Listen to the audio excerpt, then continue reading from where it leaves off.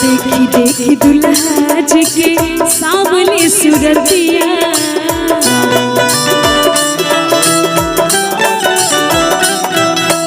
गगन मगन आज मगन धरतिया।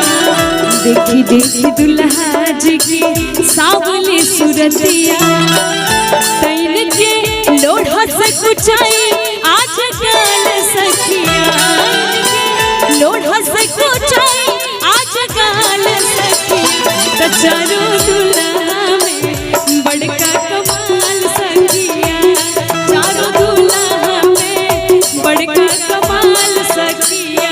आज मिथिला नगरिया के हाल सखिया, आज मिथिला